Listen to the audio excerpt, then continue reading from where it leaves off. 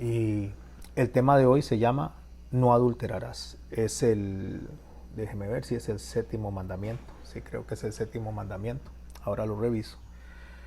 Y deseo que me acompañen a 1 de Tesalonicenses capítulo 4, versos 1 al 4. Dice así en Pablo a nuestros hermanos los tesalonicenses: Por lo demás, hermanos, os rogamos y exhortamos en el Señor Jesús que de la manera que aprendisteis de nosotros, como os conviene conduciros a agradar a Dios, así abundéis más y más.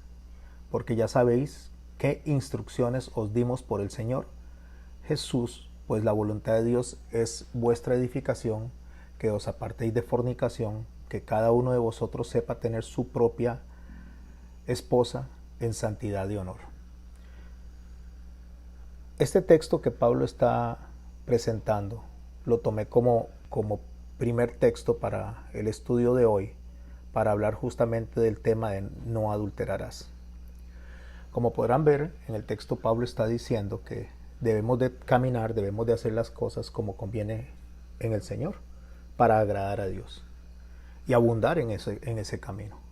Lo que pasa es que todos nosotros, todos los seres humanos, debido a nuestras falencias, debido a nuestras incapacidades, debido a nuestras debilidades, estamos como fluctuando. Un día estamos muy animados, otro día estamos desanimados, un día tenemos mucha energía, otro día no la tenemos. Entonces debemos de caminar de una forma que podamos agradar al Señor.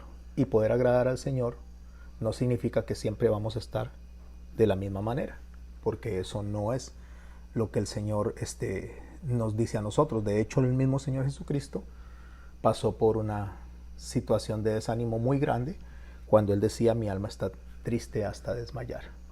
Básicamente, conducirse en el Señor no significa el estado de ánimo, no significan las emociones, sino significan las instrucciones. Por eso en el verso 2 dice: porque ya sabéis las instrucciones que os dimos por el Señor Jesús, pues la voluntad de Dios es vuestra santificación. ¿Qué es lo que el Señor nos está pidiendo a nosotros? Que nos santifiquemos. Santificarse es apartar algo de lo común para lo sagrado, sacarlo del estado común para ponerlo en lo sagrado. Y que esa es la voluntad de Dios, nuestra santificación. Y habla de apartarse de fornicación. Ahorita voy a hablar de lo que significa la fornicación, porque la fornicación no es lo mismo que el adulterio. Cuando Pablo le dice a los tesalonicenses que cada uno sepa, o que cada uno de vosotros sepa tener su propia esposa, la palabra esposa ahí no es en sí la que nosotros conocemos como tal, como esposa. Ni la palabra ahí tener su propia tampoco es como lo estamos viendo en el texto en español. El texto griego, cuando traduce su propia, está usando la palabra yautu o yautun. Ahí me disculpan los que hablen griego porque yo no pronuncio griego. Entonces lo pronuncio tal y cual lo estoy leyendo. Yautú significa atraer a sí mismo. Es cuando usted agarra algo y lo jala hacia usted. Cuando usted agarra algo y lo hace que se acerque a usted. Eso es la palabra propia.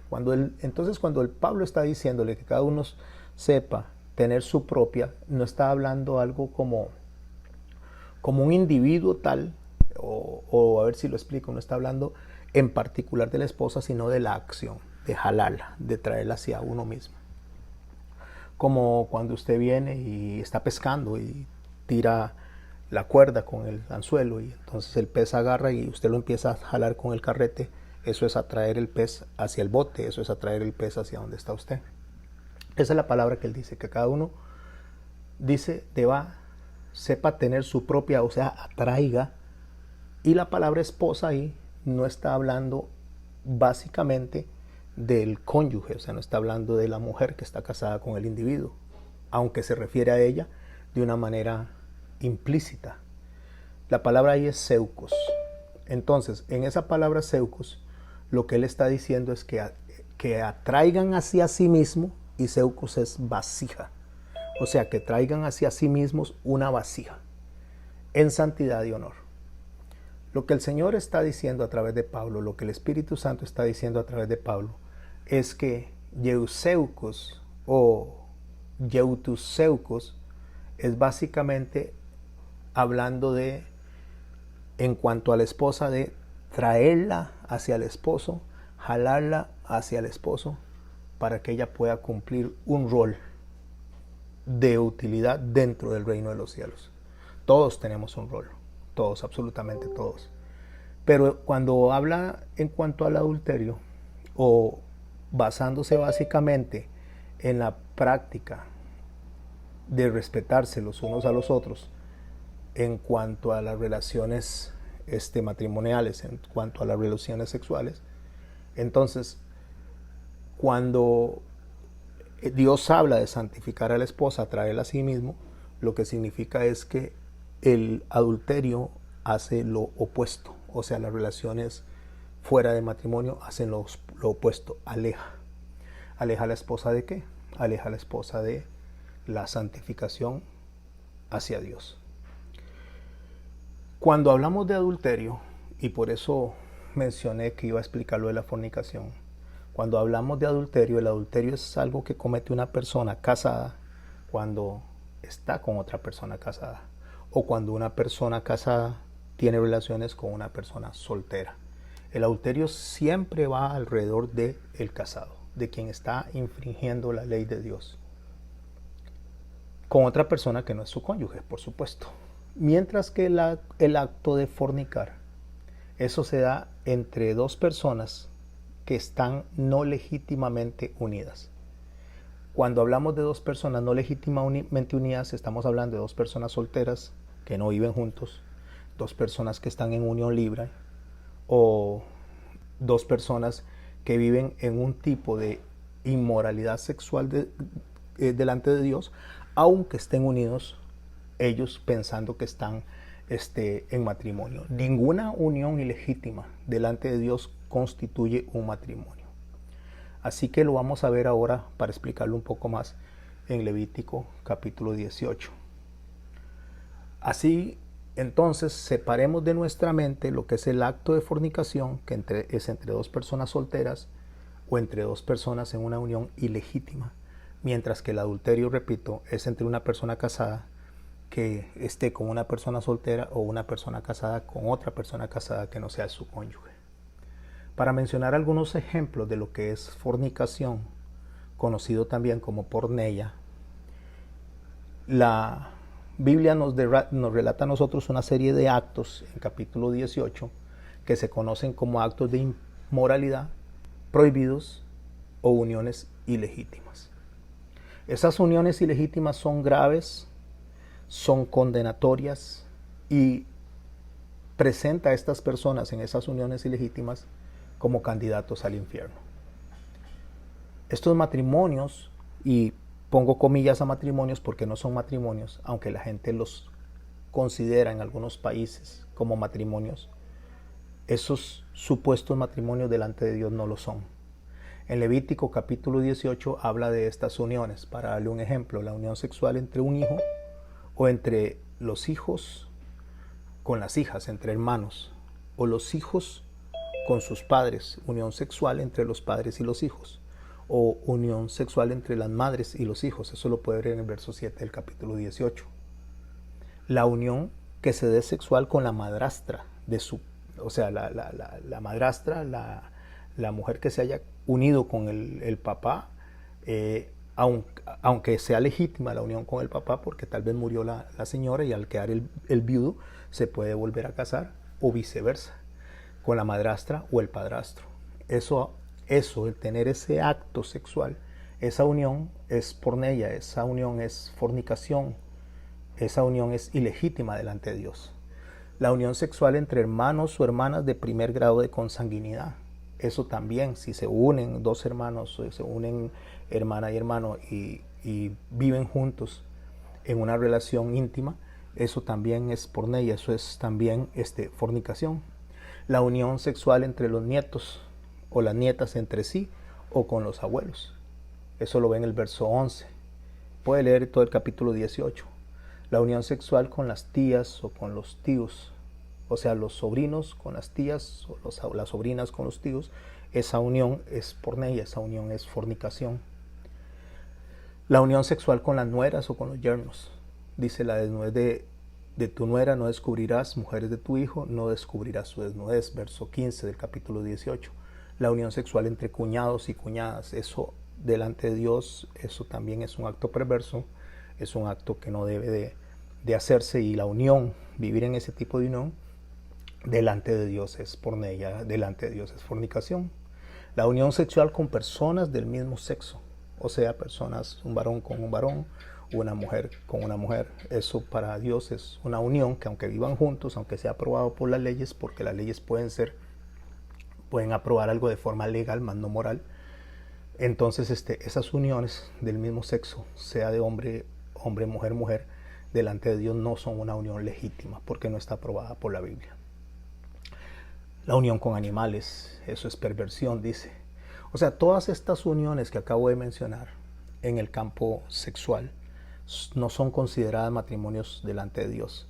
Por lo tanto, que si estas personas se separan, si estas personas llegan y hasta depende del país donde esté, hacen una carta de divorcio, estas personas se pueden volver a unir, se pueden volver a casar porque delante de Dios nunca estuvieron casadas, nunca. Y nunca estuvieron casadas porque fueron uniones ilegítimas. Eso es lo que se conoce como porneia, esto es lo que se conoce como fornicación. Por lo tanto, nosotros tenemos que entender la palabra fornicación en diferencia a la palabra que se refiere a adulterio. ¿Por qué? Porque resulta que para efectos del Señor estas cosas son depravación. ¿Qué es algo que está depravado? O sea, cuando hablamos de que estas personas, esto que acabo de mencionar del capítulo 18, son delante de Dios, depravación, de la palabra depravus en latín. O sea, esta palabra depravus significa algo que está torcido, algo que fue mal formado, algo que no pudo terminar en la forma en que debió de haberse desarrollado.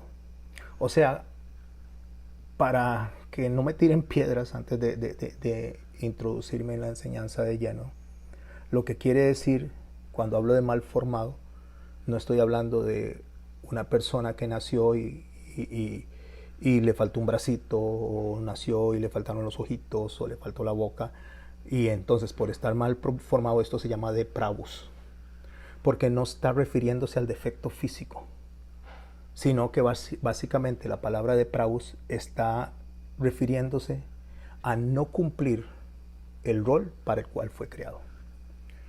Depravus delante de Dios, o sea, alguien que nació mal formado, cuando se toma desde el conjunto de lo que son las diferentes palabras que tienen que ver con esto en la Biblia, significa de alguien que está haciendo algo contrario totalmente a lo que Dios estableció dentro de su rol.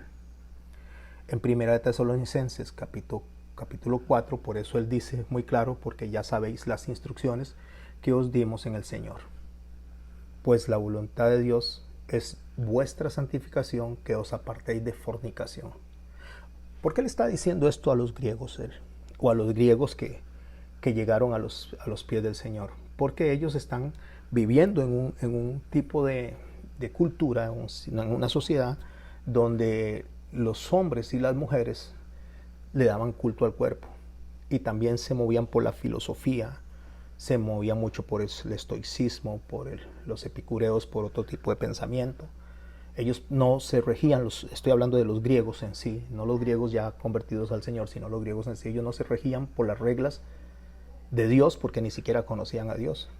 Ellos se regían básicamente por pensamientos humanos, filosóficos, estoicos, donde le decían a la persona cómo alcanzar la felicidad, que la felicidad se podía alcanzar a través de, unos decían a través de ingresar a la política, otros fuera de la política, porque la filosofía se utilizaba también para politiquear, para hacer política. Pero el griego lo que está entendiendo en ese momento, cuando le está diciendo que os apartéis de toda fornicación, el griego lo que está entendiendo en su contexto, en lo que él está entendiendo, cuando ya este griego se convierte, cuando este griego llega a los pies del Señor y es enseñado a través de la Torá, este griego está entendiendo como fornicación esas uniones que ellos tenían, porque escogían una mujer para que fuera la esposa legítima, para que diera herederos. Escogían una mujer para tener relaciones sexuales sin que diera herederos, simplemente por el puro placer. Escogían una mujer para que limpiara la casa, otra para que limpiara a los chiquitos o los cuidara. Así funcionaba la sociedad griega. Entonces esta sociedad griega que funcionaba así, cuando llega a los pies del Señor, cuando Pablo lo está enseñando, Él les está enseñando que deben de tener una esposa, una sola esposa, y atraerlas hacia Él, jalarlas hacia Él, porque la esposa es un vaso frágil, y de hecho dice un seucos que debe ser jalado hacia sí, llevado por el orden establecido para que cumpla el rol para el cual Dios la estableció. Entonces todas las demás relaciones que están alrededor de este hombre griego, todas las demás relaciones que él tiene, le está diciendo eso tiene que hacerlo de lado, tiene que apartarse de esa fornicación, tiene que quedarse con una mujer y debe de a esa mujer más bien atraerla hacia usted en lugar de atraer a los que están en alrededor. A las que están en alrededor más bien tiene que alejarlas, tiene que quitarlas de su vida, tiene que apartarlas. Esa es la santificación que él está diciendo. Él está diciendo, tómela, la acerca a usted y aléjese de todas las demás seucos, o sea, de las demás vasijas. Atraiga esa vasija que es suya. Está en referencia a la esposa. En la carta, en su carta a la iglesia, cuando Pedro hace una misma mención acerca de esto, Pedro, para ayudar a entender que las relaciones entre los esposos deben ser agradables y que honren al Señor, Pedro les escribe esto a los hombres. Recuerde que también son griegos los que están ahí, a los cuales se les está predicando. Entonces Pedro les dice a ellos, griegos convertidos, griegos que ya son creyentes, griegos que han llegado a la redención. Vosotros maridos, dice, igualmente vivid con ellas sabiamente. Él le hace un llamado a las esposas para que ellas funcionen con respeto, con amor. Y le dice a los esposos, ustedes de la misma manera, le dice, vivan con ellas sabiamente, dando honor a la mujer como vaso más frágil, como seuco más frágil. Pero preste la atención que él no dice como vaso frágil, él dice como vaso más frágil. Y ahorita voy a explicar eso. Como a coherederas de la gracia de la vida, para que vuestras oraciones no tengan estorbo. Eso se lo dice Pedro en 1 de Pedro 3:7 a los hermanos. Y cuando habla del vaso más frágil, nosotros no tenemos que pensar en cómo nosotros interpretaríamos esto en nuestro escenario.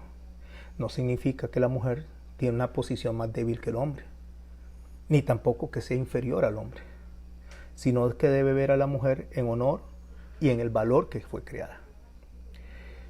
Lo que significa, cuando le dice que tome a la mujer como vaso más frágil, no tiene que ver ni siquiera con el cuerpo, con la masa corporal, porque hay gente que dice que la mujer es más frágil, más sencillita, más débil que en el cuerpo corporalmente que el hombre, pero tiene la misma dignidad. No se refiere a eso. Hay mujeres que son más fuertes que los hombres. Hay mujeres que tienen que pueden agarrar a un hombre y boxear y romperle toda la cara y el hombre fallar, perecer en ese enfrentamiento, porque no tiene que ver nada con la parte corporal. Cuando él está diciendo que ve a la mujer como vaso más frágil, lo primero que está dándole es valor a los dos en cuanto a la dignidad como personas dignas. Lo que le está diciendo es que vea a la mujer como Dios la ve, en igualdad de condición, porque Jesucristo murió tanto por los hombres como por las mujeres. Eso es lo que Pablo dice después, que no hay hombre ni mujer. Entonces, lo que está diciendo es, cuídela, respétela. Y cuando habla del vaso más frágil, repito, para que quede claro, no se debe al intelecto, no se debe al físico, no se debe a la dignidad, sino a la posición de responsabilidad que tiene el hombre en el reino de los cielos.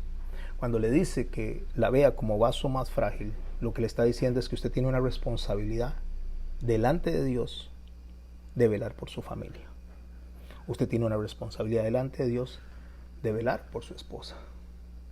O sea, lo que está haciendo Dios a través del Espíritu Santo, a través de Pablo y a través de Pedro, es que le está diciendo a estos hombres, a estos griegos, que para ver a la mujer deben de verla en la misma condición como se ve el Padre, el Hijo y el Espíritu Santo.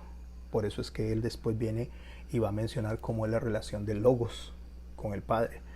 Lo que significa esto es que el Padre envía al Hijo y el Hijo envía al Espíritu Santo.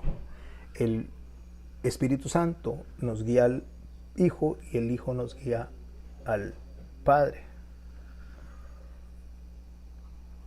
Lo que está hablándonos es de la relación entre el Padre, el Hijo y el Espíritu Santo, donde ellos se sujetan, se someten, siendo de igual dignidad, siendo de igual poder, siendo de igual nombre, se sujetan los unos a los otros, el Hijo al Padre y el Espíritu Santo al Hijo.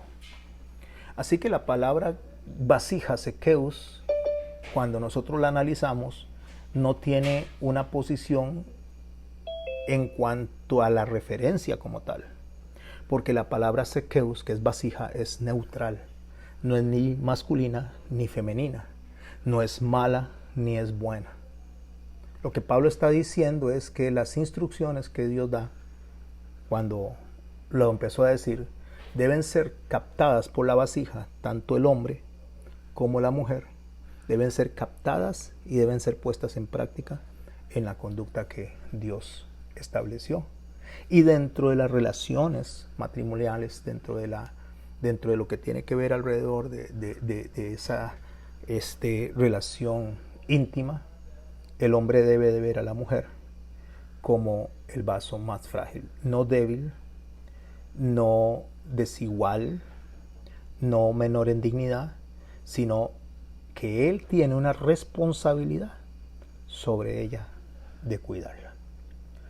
¿Dónde aprendemos esto? O sea, ¿dónde es que podemos ese sekeus de primero? Por lo menos lo que es la idea. En Génesis 1:26, cuando Dios está describiendo la constitución del matrimonio, cuando está constituyendo o trayendo al hombre a la creación, lo está creando, él dice así, en Génesis 1:26, entonces dijo, hagamos al hombre, esta palabra aquí hombre es Adam con M, se habla del terráqueo, ahí está hablando de la humanidad como tal, no está hablando del hombre como varón, sino que está hablando de la humanidad como tal. Dice, hagamos al hombre a nuestra imagen y conforme a nuestra semejanza. Y en el verso 27 dice, y creó Dios al hombre, a Adam, con M. Por eso quiero que quede bien clara esa diferencia. Adam con M es terráqueo, es humano, se refiere a la humanidad. Mientras que Adán con N se refiere a el varón como tal, al Ish y a la mujer como Isha. En el verso 27 es donde vemos la separación de los roles, donde dice, creó Dios al hombre a su imagen, a imagen de Dios los creó, varón y hembra los creó. En esta creación que Dios hace de varón y hembra, lo que Dios está haciendo es dándole tanto al hombre como a la mujer el mismo rol, la misma responsabilidad. Ambos delante de Dios tienen que dar cuentas de sí mismos de la misma manera, de sí mismos, no tanto del otro como de sí mismos. Los bendice, dice la palabra de Dios, les manda que se fructifiquen, se multipliquen y que llenen la tierra, que la sojuzguen, a los dos les está diciendo, el mismo orden a los dos, y que señoreen sobre los peces del mar, sobre las aves del cielo y sobre las bestias que se mueven alrededor de la tierra. Cuando el adulterio se da, cuando se trae una tercera persona a la vida de los cónyuges, entonces se rompe ese orden. ¿Por qué? Porque el adulterio va más allá de la relación del hombre y la mujer. Esto va directamente contra el orden de la creación. Por eso es que cuando se da el adulterio, Dios dice que esa es la única razón a través de nuestro Señor Jesucristo, que permite la separación, mas no la aprueba. Déjeme decirle, o sea, Dios permite a través de la carta que permitió Moisés de adulterio, y ahora vamos a hablar lo que es el repudio, que son dos cosas diferentes. A través de esa carta, a través de esa decisión jurídica de separarse como matrimonio, por medio de Moisés, no porque Dios lo estableció así, y ahorita lo vamos a leer, sino por medio de Moisés, Dios lo permite por una razón. Leamos Mateo capítulo 19. Entonces vinieron a él los fariseos tentándole diciendo, verso 3 del capítulo 19 de Mateo, y pregunta, ¿es lícito al hombre repudiar a su mujer por cualquier causa? Esta palabra repudiar no tiene que ver con el divorcio. Ahora lo vamos a ver. La carta de repudio tenía que ver con advertirle a las personas que esta mujer no se estaba adulterando, no había adulterado. Les voy a explicar por qué. Porque la carta de adulterio, cuando se hacía o se llevaba a la comisión del delito del adulterio, la penalidad era la muerte por lapidación, aún en los tiempos de Jesús. No había que dar nada, o sea, simplemente había adulterado, hay que matarlos, hay que tanto el hombre como la mujer hay que apedrearlos hasta la muerte para que el adúltero muera y el otro quede libre para casarse, porque la unión es hasta que la muerte los separe. Entonces era práctico, se mataba al adúltero y el otro quedaba libre o la otra quedaba libre para casarse. Cuando ellos dicen, cuando están tentando a Jesús y le dice, es lícito al hombre repudiar a su mujer por cualquier cosa, está hablando de la carta que hace que esta mujer sea libre, pero no por adulterio, que sea libre porque no está porque están en desacuerdo con la mujer, porque el hombre para ese tiempo sí podía darle carta de repudio a la mujer, mas no al revés. Entonces podía carta de repudio porque entonces le podía decir que no estamos de acuerdo, tienes que irte, me voy a unir a otra mujer. Entonces la carta de repudio consistía en mostrarle a la gente que esta mujer había estado en una unión libre, en una unión de fornicación antes de casarse y no se lo había hecho saber al hombre. Eso fue lo que pasó con María. Con María, la carta que le iba a dar José era para avisarle a la gente que ella había quedado embarazada antes de casarse con él y por lo tanto no había caído en adulterio, sino había caído en fornicación, porque ellos no habían estado juntos. Entonces la carta era para que no la mataran. Por eso es que dice que José le iba a dar carta de repudio y se iba a ir para dejarla a ella libre. Libre en el sentido de que no la apedrearan, para que no la mataran por razones de adulterio, sino que ella había tenido un encuentro antes de. En el verso 4, el Señor les responde y les dice, ¿no habéis leído que el que los hizo al principio, varón y hembra los hizo? Es lo que acabamos de leer, la unión matrimonial con fines, con roles específicos, con instrucciones específicas para gobernar en la tierra. Y dijo, por esto el hombre dejará a su padre y se unirá a su mujer, y los dos serán una sola carne. Si usted analiza las palabras que el Señor Jesús está diciendo en el verso 5, que por esto el hombre dejará a su padre y a su madre y se unirá a su mujer y los dos serán una sola carne, eso no lo dijo directamente Dios, eso lo dijo Adán. Cuando dijo, cuerpo de mi cuerpo, carne de mi carne, y le llamó varona. Y entonces dice, por esto, así dijo Adán, por esto el hombre dejará a su padre y a su madre y se unirá a su mujer y los dos serán una sola carne. O sea, se unirán a tal forma de que no pueden separarse y eso salió de Adán. Y cuando usted analiza que salió de Adán, es muy significativo porque Adán no tenía papá ni mamá. No había nacido por el canal vaginal, no había estado en el vientre de una mujer, sino que había sido creado directamente por Dios. Entonces, lo que Adán está haciendo es haciendo una declaración profética de cómo debería, a partir de ese momento para adelante, considerarse el matrimonio. Y añade Adán, así que ya los dos, ya no son más dos, sino una sola carne. Esa unión indivisible, inseparable, que Dios no permite por ninguna otra razón, que a menos que sea por adulterio, me estoy refiriendo que la única forma en que una persona puede decir ya no quiero estar casado con usted es porque adulteró. En cuanto a la carta de repudio, en cuanto a la carta de fornicación, no es a una unión legítima, sino a una unión ilegítima. Usted está en una unión ilegítima, váyase, no quiero que esté conmigo. Y entonces esas personas llegaron, que era lo que les estaba diciendo a ellos: deje esas personas, deje ese tipo de mujeres que están con ustedes, quédese con una sola mujer. En otras palabras, repudia a todas estas mujeres. Cuando él dice que ya no son más dos, sino una sola carne, concluye: por tanto, lo que Dios juntó, no lo separe el hombre. Voy a tratar de abarcar en el menor tiempo posible todo esto, porque no podemos evitar tocar ciertos matices, porque la gente viene y va a buscar siempre la razón, o va a buscar tener la razón para poder volver a unirse en matrimonio. Yo no vengo aquí a juzgar esas uniones, ni vengo a juzgar a las personas por lo que hacen. Yo no soy Dios, no soy juez, yo solo presento la Biblia. Pero la palabra de Dios está muy clara en que lo que Dios unió no lo separe el hombre. Y cuando habla que no lo separe el hombre, porque cumple un rol más que físico, cumple un rol que viene desde la creación, y ahorita lo vamos a abordar un poco más profundo. Entonces ellos les dicen al Señor: ¿por qué pues mandó Moisés? Y subrayé esto: fue Moisés el que lo autorizó, no Dios. Fue Moisés dar carta de divorcio y repudiarla. Aquí hay dos cartas: carta de divorcio y repudiarla. ¿Por qué? Porque está hablando de dos acciones.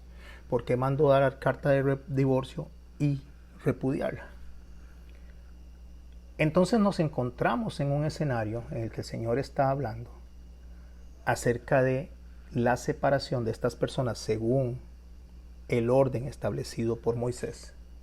Cuando las personas repudiadas venían y eran apartadas de la vida de las personas, con el fin de poder establecer un matrimonio legítimo y no uno ilegítimo.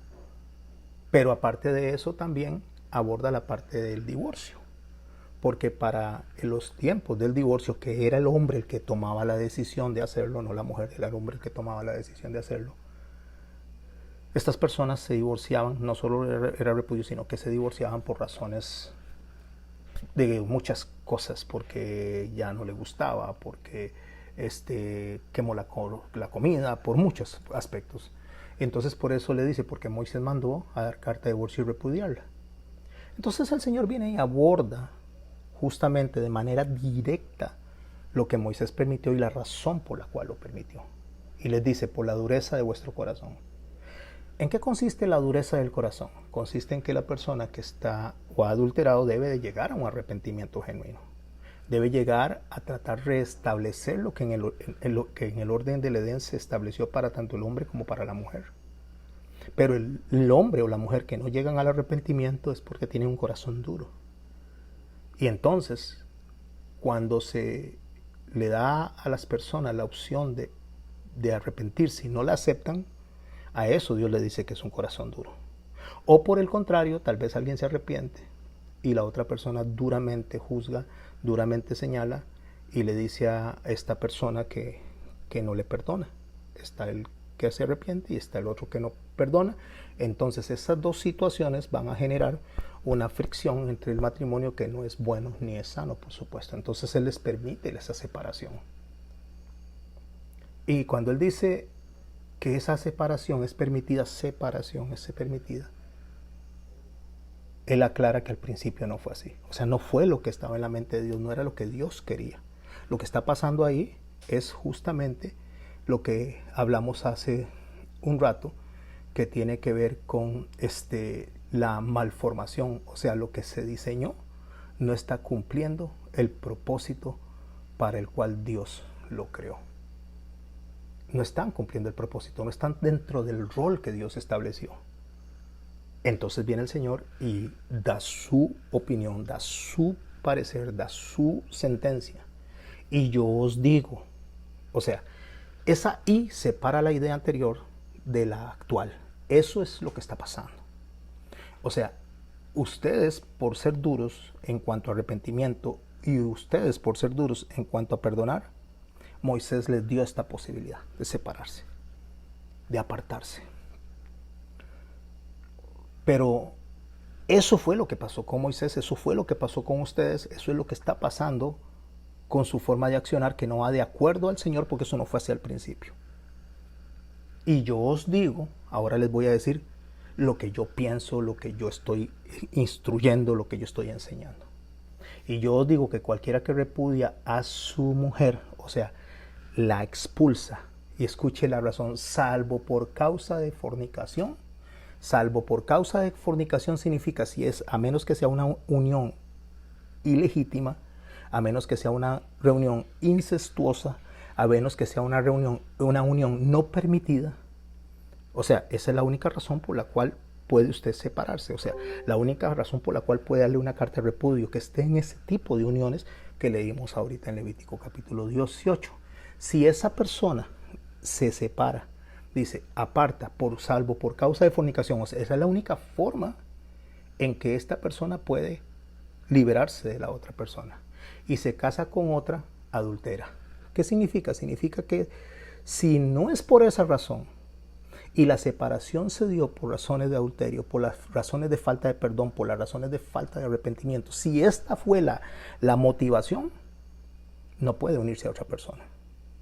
Pero si la motivación fue la fornicación, si la motivación de separarse fue porque no estaban en el orden de Dios, estaban en una unión legítima, entonces puede separarse y unirse a otra persona, porque no es, esa unión no es aceptada como matrimonio delante de Dios. Salvo por causa de fornicación, y se casa con otra adultera, y el que se casa con la repudiada adultera. Bueno, ¿qué es lo que está diciendo el Señor? El Señor lo que está diciendo es que esta persona que se separó por razones de adulterio debe quedarse sola, es lo que está diciendo, y Pablo lo va a explicar más adelante. El concepto de repudio difiere totalmente al concepto de adulterio. ¿Por qué?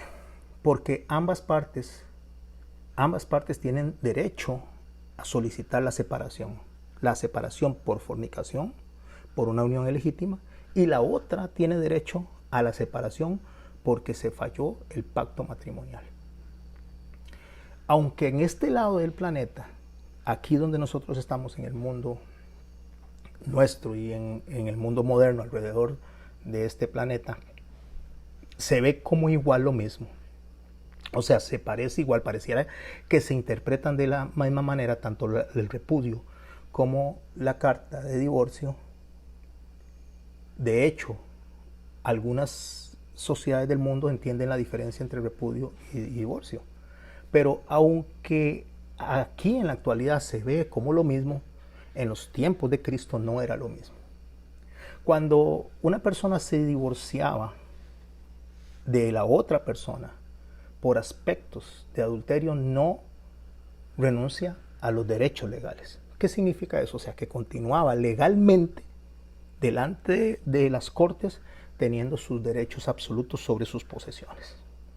Había una carta de divorcio por cuestiones de adulterio que hacía que cualquiera de los cónyuges, tanto el afectado como la persona que infringió la ley, ambos conservaban sus derechos. Mientras tanto, que en la renuncia, o mejor dicho, en la carta de la unión ilegítima, lo que es el repudio, la persona perdía todos los derechos hereditarios que tienen, o sea, pierden todo. En la carta de repudio no obtiene ningún derecho, lo que es suyo es suyo, lo que es suyo, por razones de que estas uniones eran ilegítimas delante de Dios y por supuesto ilegítimas delante de la sociedad. A ver si me voy explicando.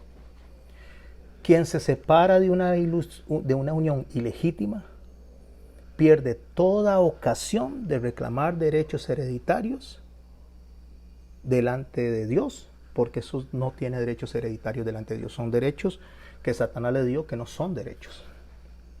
Quien se separa de una unión legítima por causa de adulterio no pierde su estatus de unidad ni los derechos delante de Dios, porque el derecho no es del hombre ni el derecho es de la mujer. Los derechos hereditarios son de Dios, porque la unión matrimonial se hace delante de Dios, no delante de los hombres. El hombre y la mujer pueden fallarse entre sí, pero Dios no ha fallado.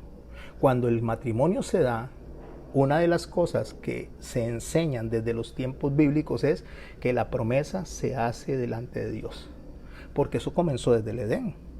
Entonces dijo Adán, dejará a su padre y a su madre y los dos se unirán en matrimonio. O sea, los dos se unirán y harán una sola carne. Y eso cuando se hace delante de Dios. Como Dios no ha fallado, esa promesa, ese derecho que es de Dios sobre estas personas, Dios lo sigue solicitando, lo sigue pidiendo porque le pertenece a Él.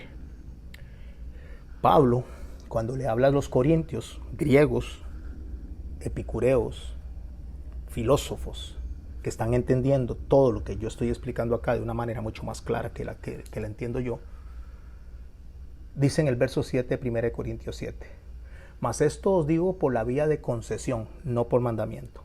O sea, lo que les está diciendo, yo no les voy a dar un mandamiento que vaya contrario a lo que Dios dé, sino que les voy a dar una concesión. ¿Qué es una concesión? Bueno, les voy a dar un permiso, no un mandamiento. El mandamiento es lo que Dios establece, lo que Jesús establece, que nadie debe separarse por causa del hombre, o que ningún hombre puede separar el matrimonio, ni un juez, ni un abogado, ni nadie. O sea, el hombre no tiene la autoridad para hacer eso. Entonces él viene y dice, esto lo voy a decir por vía de concesión, no por mandamiento. Quisiera más bien que todos los hombres fuesen como yo. ¿Cómo estaba Pablo? Pablo podía estar viudo o podía estar divorciado, una de esas dos cosas. Algunas personas, algunos eruditos dicen que cuando Pablo llegó al Evangelio, la mujer se separó de él. Eso no lo sabemos, porque no lo dice ni la historia ni lo dice la Biblia. Pero tenía que tener una de estas dos posiciones, estar solo o estar viudo, porque Pablo, para haber votado en el Sanedrín, para haber sido parte del Sanedrín, tenía que haber sido casado. Porque todos los sacerdotes del Sanedrín, para poder pertenecer al Sanedrín, uno de los requisitos era tener esposa. Entonces Pablo viene y dice, mas esto digo por la vía de concesión, no por mandamiento. Quisiera más bien que todos los hombres fuesen como yo, pero cada uno tiene su propio don de Dios, unos a la verdad de un modo y el otro de otro modo.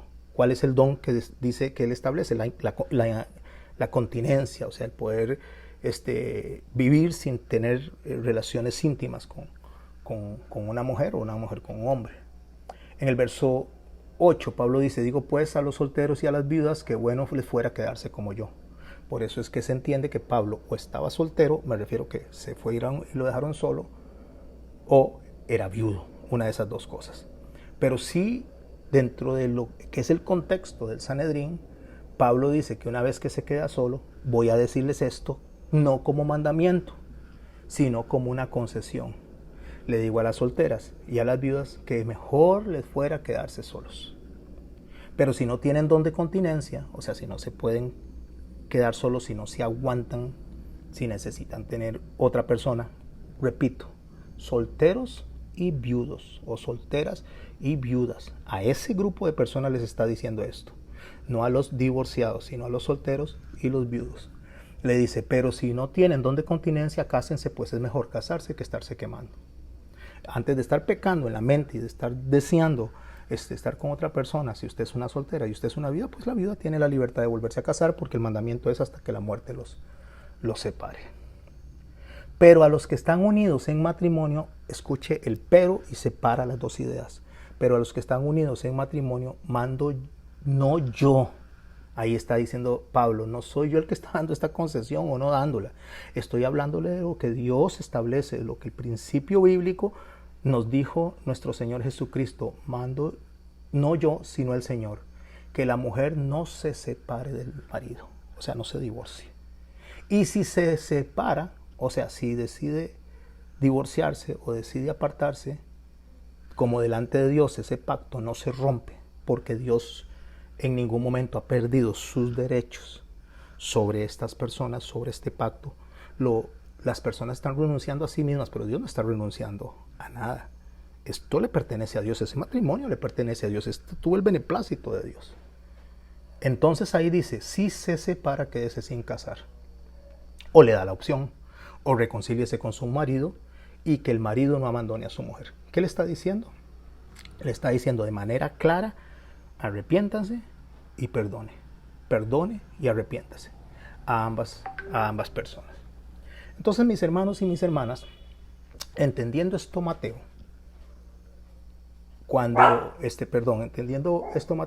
habla de todo lo que tiene que ver alrededor del adulterio, de lo que el Señor escribió, en Mateo capítulo 5, verso 27 dice así: oísteis que fue dicho, no cometerás adulterio, pero yo os digo que cualquiera que mira a su mujer para codiciarla ya adulteró con ella en el corazón. Lo que Jesús está diciendo en el escrito de Mateo, lo que está registrando es que el adulterio va más allá del acto corporal, que va más allá de esa unión de dos personas en relaciones sexuales, sino que va con la mente.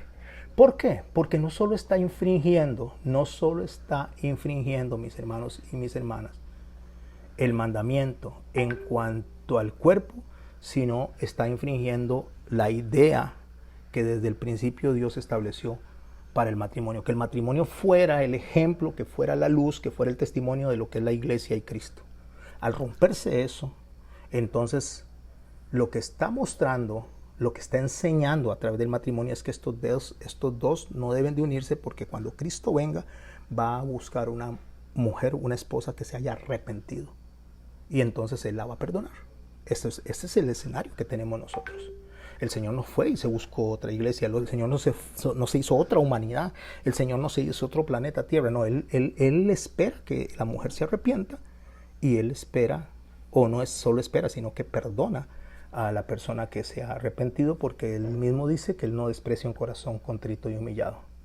Y sigue diciendo nuestro Señor Jesucristo en el verso 29 del capítulo 5 de Mateo: por tanto, eso es una conclusión. Dice: si tu ojo derecho te es ocasión de caer, sácalo y échalo de ti. Pues mejor es que se pierda uno de tus miembros, y no que todo tu cuerpo sea echado al infierno. Y si tu mano derecha te es ocasión de caer, córtala y échala de ti. Pues mejor te es que se pierda uno de tus miembros, y no que todo tu cuerpo sea echado al infierno. Déjeme explicarle algo, mis hermanos, a ver si nos vamos orientando. El Señor está diciendo que el solamente codiciar a la mujer en la mente de otra persona, el solo pensar en eso, entonces el Señor dice que eso ameritaría, no está diciendo que se haga de manera literalmente, sino está viendo la gravedad de lo que está pasando, que si se está viendo a una mujer para codiciarla, se saque el ojo, se arranque el ojo. Y si se está usando la mano para tocar a una mujer que no es su esposa, que se arranque el brazo. Entonces, Él no está hablando de una manera literal. Él está hablando de la gravedad de la ofensa, que no solo es ir a el estado de la unión corporal en cualquier parte, sino que el solamente pensar contrario a lo que es el pensamiento de Dios, ya se está infringiendo la ley que el Señor está estableciendo. Entonces eso nos trae a nosotros un montón de cosas que tienen que ver con el adulterio, porque ese es el tema de hoy cuando dice no adulterarás, con una serie de cosas que nosotros a veces no entendemos cómo está pasando en las diferentes sociedades y en las diferentes iglesias. Por eso les digo que esto es más que la unión corporal, y mucho más que la unión corporal. Esto es infringir una ley desde el Edén que nos une a nosotros en una responsabilidad directa delante de Dios.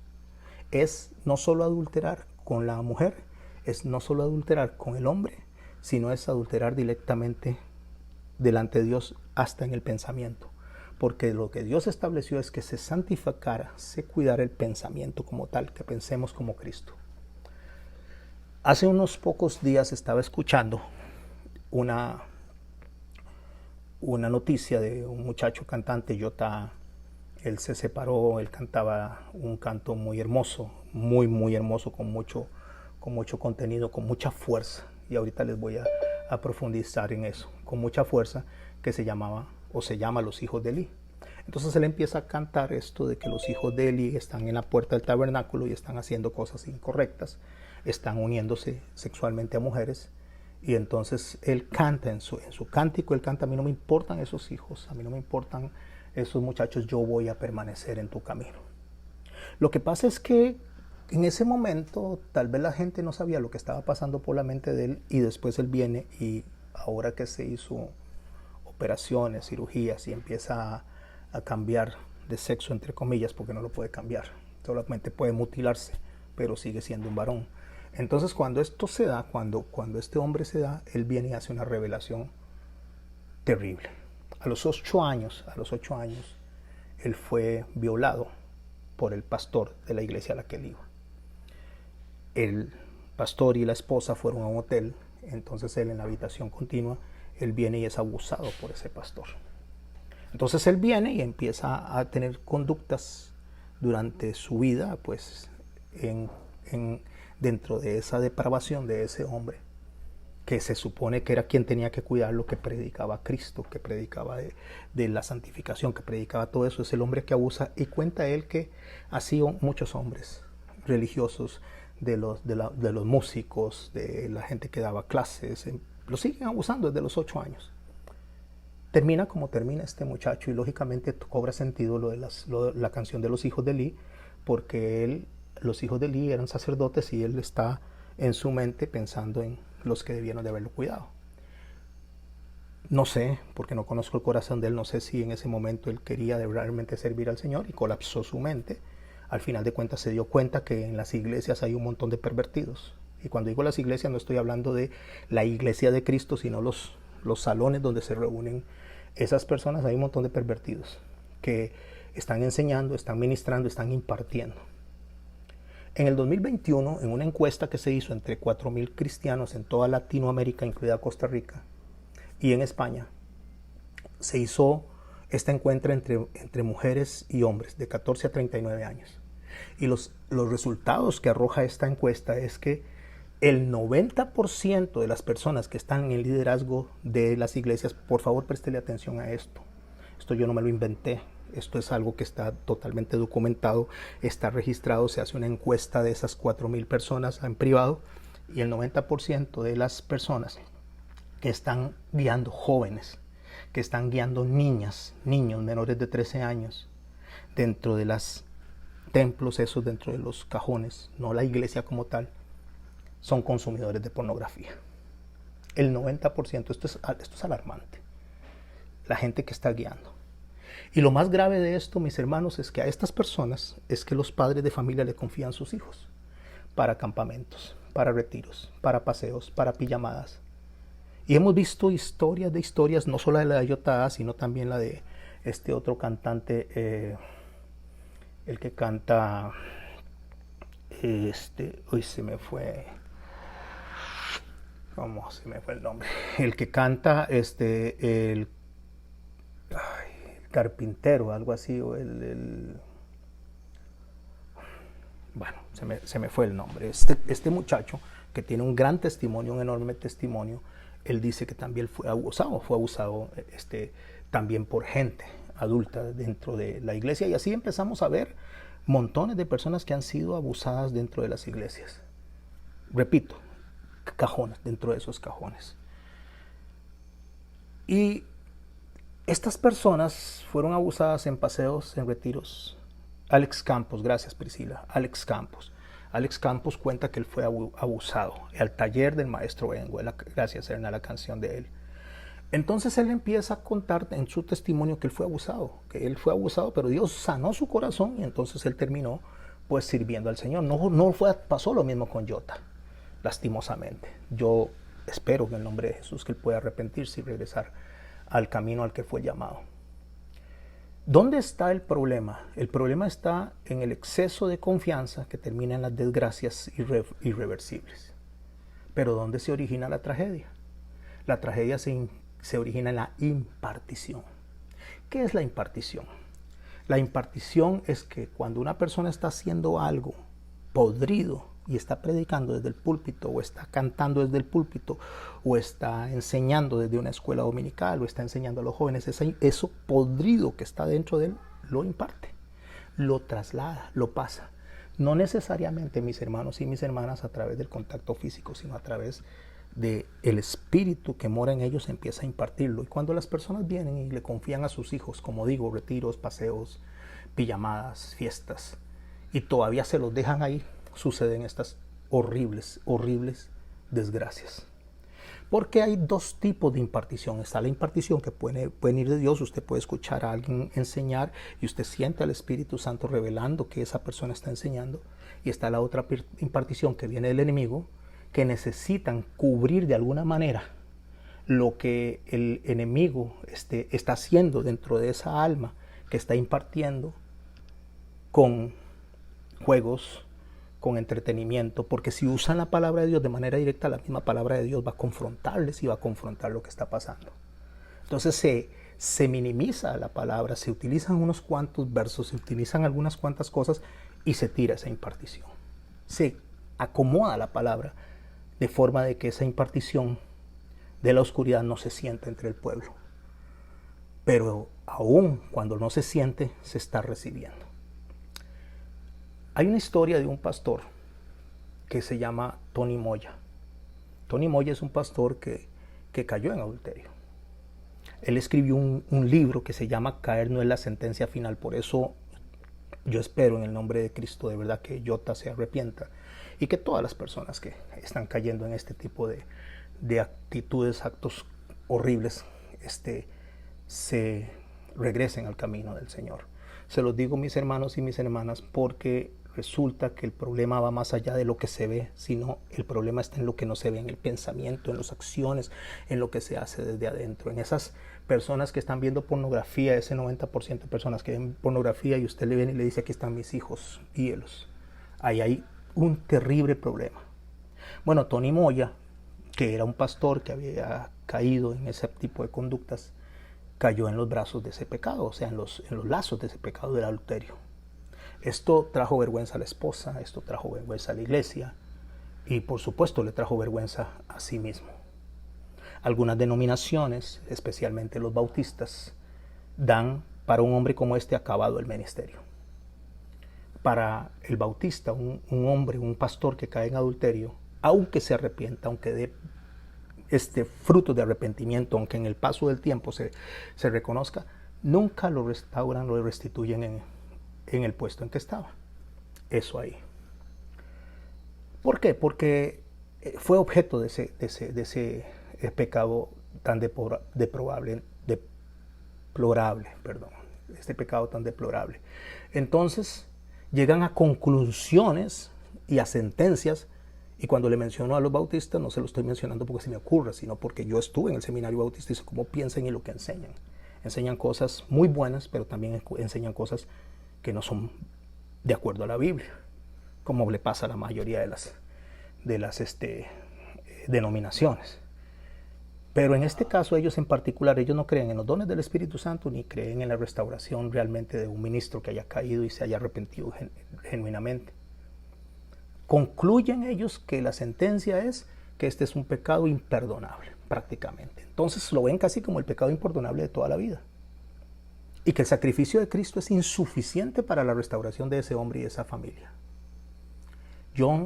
Joseph Price, cuando escribe acerca de esto, Joseph Price dice que el pecado de adulterio, básicamente hablando de esto, nunca impedirá que la gracia de Dios siga fluyendo. Nunca. Ningún pecado va a impedir que la gracia de Dios siga fluyendo, siga llamando al arrepentimiento, que es lo que Jesús dijo. O sea, no se separen, perdónense. Porque la gracia de Dios sigue llamando a estas personas a que restauren el orden que se dio al principio, que no estén ahí deformes, que no estén haciendo lo que no es correcto, porque esto no le da el mensaje correcto a la humanidad. Por eso es que en el Sanedrín tenían que estar casados, porque el mensaje a la humanidad es, ustedes vivan como matrimonios, ese es el mensaje a la humanidad. El matrimonio es la primera plataforma de predicación. Entonces él dice, Joseph Price, que el pecado jamás impedirá que la gracia de Dios fluya, pero que la gracia de Dios va a impedir que el pecado continúe. A ver si tomamos la idea. La gracia de Dios fluye e impide el pecado, pero el pecado jamás va a eliminar la gracia de Dios, porque la gracia de Dios está presente en la restauración de cualquier pecado, incluyendo la del pastor Moya y cualquier hombre que haya sucumbido a ese pecado. No importa si es pastor, no importa si es ministro, no importa si lo hizo física o mentalmente, el Espíritu Santo derrama gracia sobre ese pecador. Sin caer en la hipergracia, que significa hacer todo lo que me da la gana, ni en el hiperlegalismo, que todo lo condena. O sea, la historia del pastor Moya lo que hace es que vio a su esposa como vaso más frágil.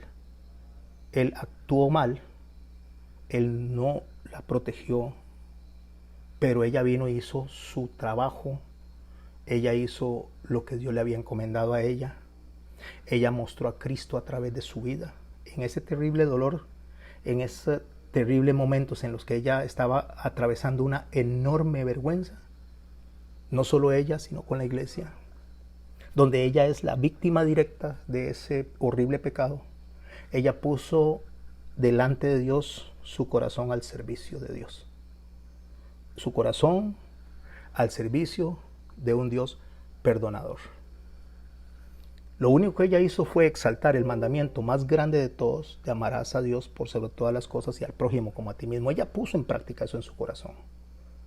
Si el adulterio no es el pecado imperdonable, porque ya lo sabemos que no lo es, y si leemos que Dios perdonó en la Biblia a hombres y mujeres, de muchas clases, entre ellas adúlteros, que se arrepintieron genuinamente de su pecado y lo abandonaron esa vida inmoral, como lo relataba en el libro de los Hechos Lucas, cuando en el verso 19 del capítulo 3, él dice, así que arrepentidos y convertidos, para que sean borrados vuestros pecados, cualquier pecado, al arrepentimiento y al derramamiento de la gracia, todo pecado es limpiado, para que vengan de la presencia, para que vengan de la presencia del Señor tiempos de refrigerio, para que el Señor venga y traiga paz, traiga tranquilidad. Y el que envía a Jesucristo, Él envía a Jesucristo que os fue anunciado, a quien de cierto es necesario que el cielo reciba hasta los tiempos de la restauración de todas las cosas, de que habló Dios por la boca de sus profetas, que han sido desde tiempos antiguos. Cuando usted analiza este texto, él está hablando justamente de que todas las personas que llegan al arrepentimiento y a la restauración del alma, todas las personas, sin importar el tipo de pecado que hayan cometido, Dios los perdona. Por eso es que la denominación recién mencionada no está actuando según lo que Dios establece, porque ante un genuino arrepentimiento, Dios perdonó y estas personas no perdonan. Dios restaura y estas personas no restauran. ¿Cómo lo sé yo? Pablo en Gálatas 5:19 dice, y manifiestas son las obras de la carne que son adulterio, fornicación, inmundicia, lascivia, idolatría, hechicería, enemistades, pleitos, celos, iras, contiendas, disensiones, herejías, envidias, homicidios, borracheras, orgías y cosas semejantes a estas, de las cuales os amonesto, porque como os había dicho antes, que los que practican tales cosas no heredarán el reino de Dios. Lo que está haciendo Pablo a los Gálatas es metiendo una serie de pecados, no que sean los únicos, sino tratando de comparar delante de Dios cómo el Señor viene a través de su gracia, limpia, restaura las almas, y una vez que ha limpiado y ha restaurado las almas, entonces se ponen al servicio de Dios. Y ahí entre esas mencionó a los adúlteros. En 1 Corintios 6, verso 9, dice, ¿no sabéis que los injustos no heredarán el reino de los cielos? No erréis, ni los fornicarios, ya expliqué quiénes son los fornicarios, ni los idólatras, ni los adúlteros, así que los fornicarios y los adúlteros son dos grupos totalmente diferentes, ni los afeminados. Esta parte de afeminados no son las personas que tienen forma de hablar amanerada, no es eso. En los tiempos de los griegos eran los que se vestían de mujer para lucir como mujer, de la misma manera que sucede hoy en día. No que una persona un hombre sea no tan tosco como somos la mayoría de los hombres, sino que sea más dulcito, más sencillito. No sé cómo explicarlo, más amanerado, voy a usar esa palabra, pero no es no solo eso, sino que hay hombres que son muy casi mujeres, pero no porque sean homosexuales ni porque les gusten las mujeres, sino porque son afeminados. No son afeminados, perdón, son personas así. En cambio, el afeminado, que dicen, y los afeminados se está refiriendo justamente a los transvestidos, a los que se cambian el cuerpo hoy en la actualidad, en ese tiempo, no. Ni los que se echan con varones, esos sí son los homosexuales, ni los ladrones, ni los avaros, ni los borrachos, ni los maldicientes, ni los estafadores heredarán el reino de Dios. Y vea lo que dice el verso 11, esto erais algunos. Mas ya habéis sido lavados, ya habéis sido santificados, ya habéis sido justificados en el nombre del Señor y por el Espíritu de nuestro Dios. ¿Para qué son lavados? ¿Para qué son justificados? Para que sean santificados, para tomarlos de lo común y ponerlos en lo sagrado, en lo consagrado al servicio al Señor. Un ejemplo de eso es el rey David. El rey David, la palabra de Dios dice en 2 Samuel 11:27 que a Dios no le pareció bien eso a sus ojos. A Dios no le agradó lo que David había hecho. Pero David se arrepintió y Dios lo perdonó. Aún así, David no pudo evitar sus consecuencias amargas. Él no pudo evitar lo que se había venido por lo que había hecho. O sea, la consecuencia no se quita. Ninguna consecuencia de pecado se quita. Podría minimizarse. Podría tal vez ser algo diferente a la hora de presentarse. Pero, mis hermanos y mis hermanas, la consecuencia no se quita. La consecuencia está ahí. Una niña quedó embarazada estando soltera, fornicó. Ahí está el bebé. La consecuencia no se quita. Un hombre adulteró, ahí está la marca en la esposa para siempre, aunque lo perdone. Está incluso la marca para David en todo lo que es el capítulo, cuando se desarrolla el capítulo 1 de Mateo, ahí está la marca de David, está registrado en la Biblia. Entonces David, cuando comete el pecado de adulterio, y la gente dice, sí, pero es que después él se casó con Betsabé, se unió con ella y tuvo un bebé con ella, que es Salomón. Sí, pero ya el hombre había muerto, o sea, aunque lo mató David, aunque lo mandó a matar, pero ella ya era viuda, entonces se unió con ella. Pero el primer hijo, el que nació de esa unión ilícita de adulterio, Dios lo mató. Dios no dejó que viviera. Entonces David pasa por eso y en el Salmo 51 David dice, ten piedad de mí, oh Dios, conforme a tu misericordia. Conforme a la multitud de tus piedades, borra mis rebeliones. Escuche lo que dice David. Primero apela a la piedad de Dios, a la misericordia, y que por medio de la piedad Él le limpie todas esas rebeliones. Lávame más y más de mi maldad y límpiame de mi pecado, porque yo reconozco mis rebeliones y mi pecado está siempre delante de mí. Mi pecado está siempre delante de mí significa que siempre me está acusando. Contra ti solo he pecado y he hecho lo malo delante de tus ojos. Vea qué interesante. Él comete el pecado de adulterio, pero él no dice que pecó contra Urías, aunque sí pecó contra Urías. Él no dice que pecó contra Betsabé, que la trajo a la fuerza, aunque pecó contra Betsabé. Él no dice que pecó contra el pueblo y todos los que se estaban dando cuenta, su general que puso al frente a Urías para matarlo. Él reconoce contra quién es la falta. Contra ti solo he pecado. ¿Por qué? Porque todas las personas del mundo, todos nos equivocamos, todos fallamos, todos tenemos cuentas que pagar, pero Dios no.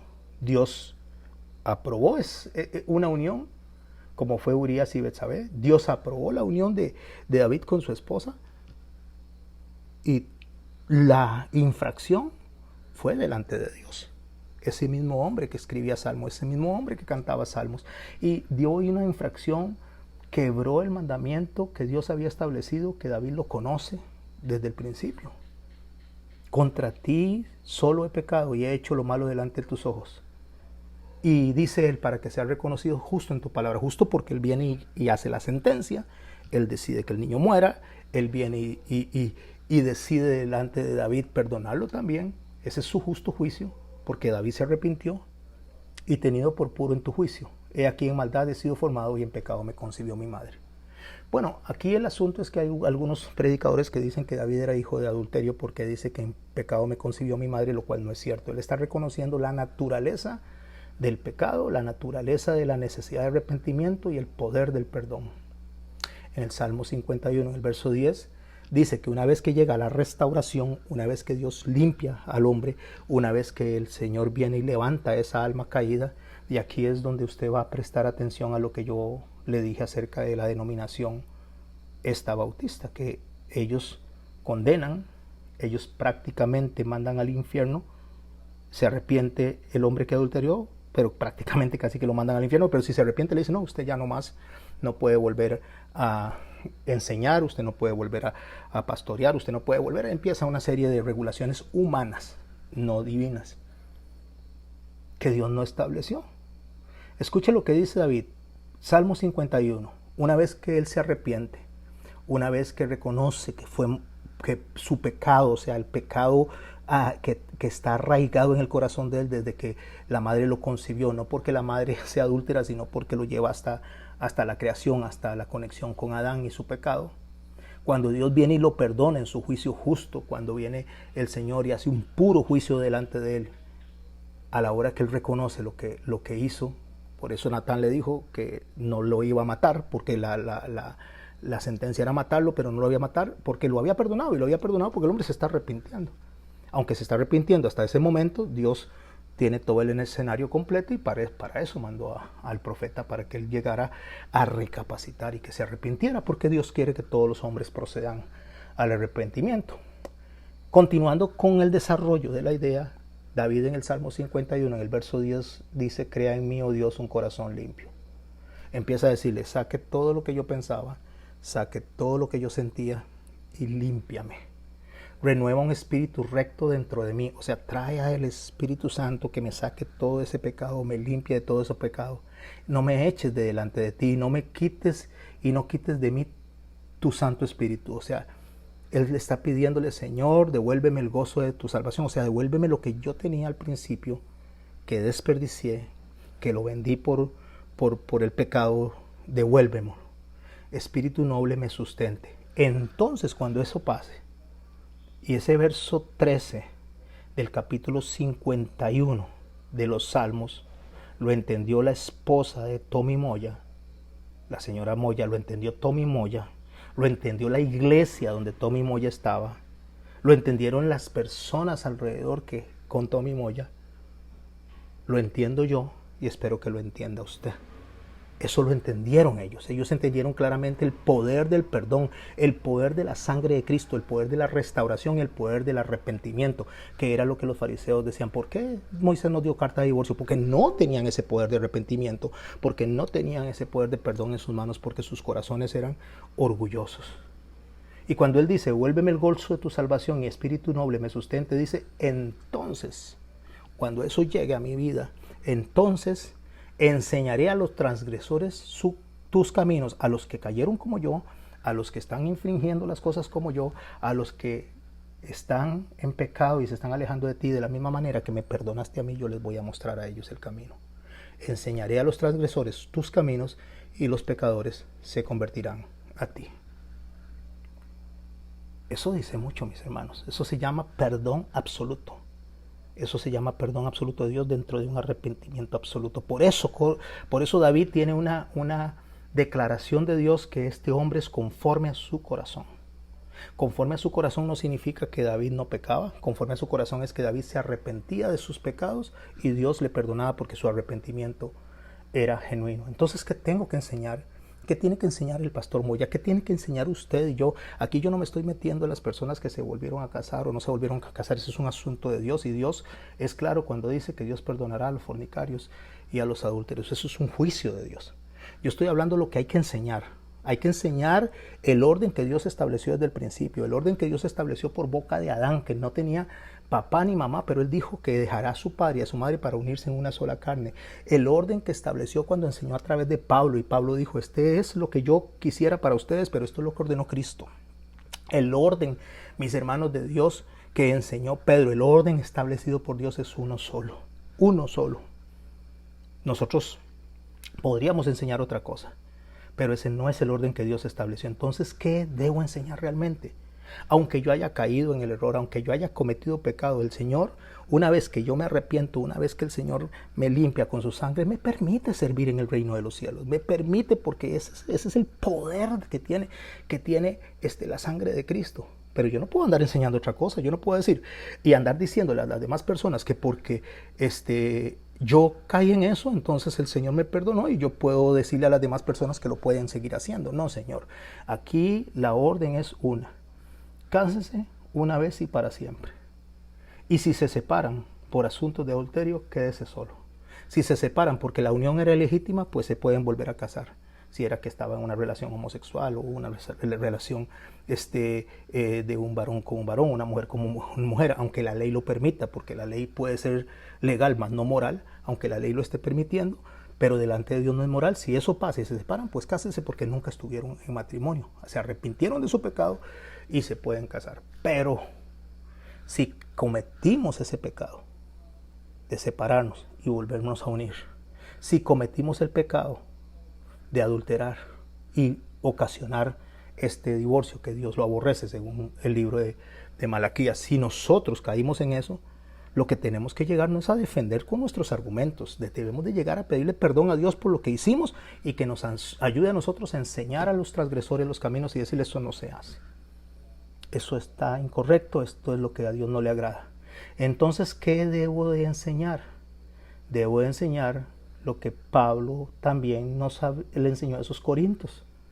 Todo me es lícito, pero no todo me conviene. El que el Señor permita algunas cosas no significa que conviene. Él las permitió, no las mandó. No significa que porque Dios permite algo, Él lo está probando. Podemos tener una permisividad en nuestros actos, donde Dios está buscando que enderecemos nuestros caminos, pero no una aprobación de Dios a lo que estamos haciendo. Todo me es lícito, pero no todo me conviene. Todo me es lícito, pero no todo me edifica. Sí es cierto que está hablando en el campo de la idolatría, pero la idolatría es un pecado más. El pastor Moya, cuando escribe de su proceso de restauración, durante el proceso dice, me enteré que muchos otros estaban viviendo su propio luto. Mi iglesia, la iglesia, mi familia, los líderes, todos los que quedaron en la congregación, todo el cuerpo de Cristo estaba estaba sufriendo su propio luto, porque el adulterio no me afecta solo a mí. El adulterio y la separación afecta a mi familia, a mis hijos, a los vecinos, al mensaje que tengo que mandar, a la iglesia, a los amigos, afecta a todo el mundo.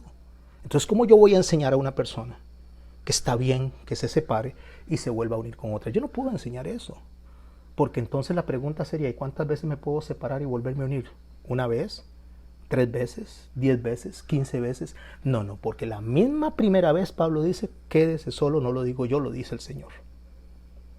Así que el divorcio y las segundas nupcias básicamente son eludir la prohibición del adulterio, es eludir lo que el Señor está enseñando. Sin embargo, mis hermanos, y escuche este sin embargo,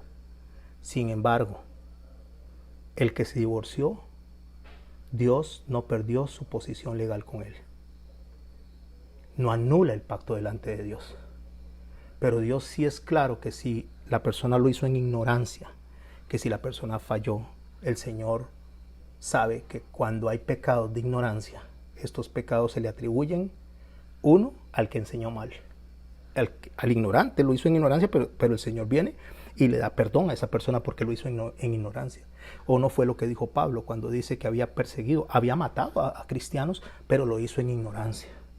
Pero el Señor viene y lo llamó a su servicio, lo llamó y lo puso al frente, porque lo hizo en ignorancia. Que lo hizo en ignorancia, lo que tiene que enseñar es, lo hizo en ignorancia, como dijo Pablo. Pero no aprobarlo, ni promocionarlo, ni impulsarlo. Que lo hizo en ignorancia. Pero que enseñó mal y que sigue enseñando mal, la palabra de Dios a través de la boca de Pablo dice, cada uno no se haga a sí mismo maestro porque a sí mismo se condena. ¿Qué significa? Yo no puedo andar enseñando lo que Dios no enseñó. El adulterio, mis hermanos, es mortalmente y moralmente grave y acarrea consecuencias.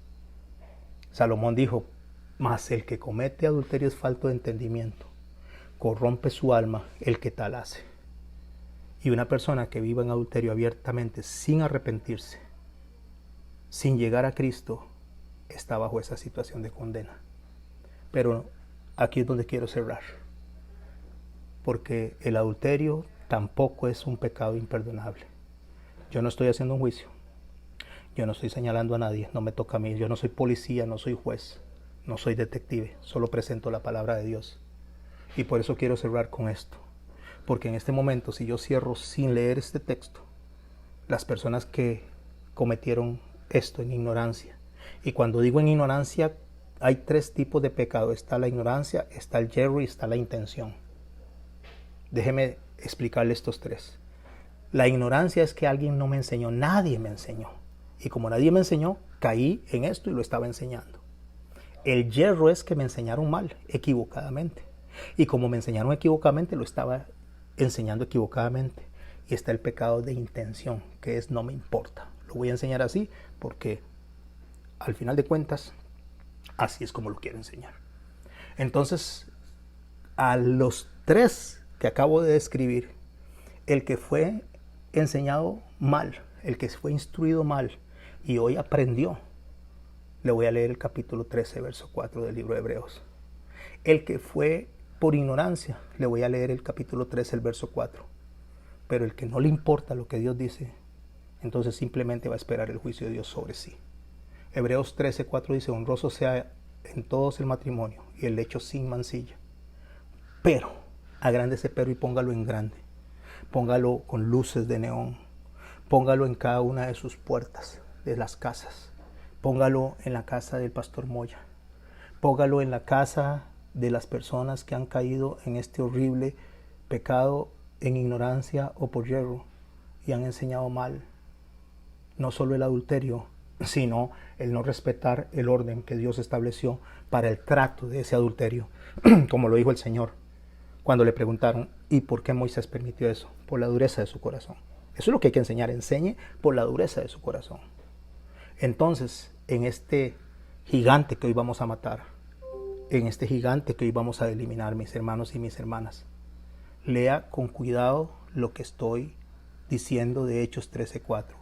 Honroso sea en todos el matrimonio y el hecho sin mancilla, pero, a los fornicarios y a los adúlteros los juzgará Dios. ¿Qué es lo que está diciendo el Señor a través de la palabra? Que el justo juicio lo hace Él, no nosotros, pero que la enseñanza es esta. Pero al final de cuentas Dios establece el justo juicio. Por eso, mis hermanas y mis hermanas, yo no estoy en ningún momento en desacuerdo que una persona que se casó por segunda vez porque estaba en ignorancia o por yerro pueda servir en el reino de los cielos, porque si no estaría actuando como estas personas de esta denominación, tomándome la posición que solo le toca a Dios, porque a los adúlteros y a los fornicarios los juzgará Dios. Pero sí estoy en una posición que es la de Cristo, en la cual Él dice claramente que al que se separa por esta razón, quédese solo. No lo digo yo, dijo Pablo, lo dijo el Señor. Vamos a darle gracias a Dios, vamos a orar y venimos a un rato rápido de conclusiones para que podamos todos ir a descansar. Padre, en el nombre de Jesús te doy gracias por esta enseñanza y tantas que tienes ahí, Señor, tan difíciles a veces de entender, tan difíciles de explicar. No porque sea difícil, Padre Santo y bueno, explicarla o entenderla, sino porque nuestros corazones se rehúsan a aceptar lo que tú dices, Señor. Y acomodamos, Señor, a nuestra manera, Señor, cada una de las interpretaciones. Perdónanos, Señor, y ayúdanos a poder entender y explicar y enseñar, Señor, el poder de tu perdón y el poder, Señor, de tu restauración, el poder de tu sangre derramada en nosotros. En el nombre de Jesús. Amén.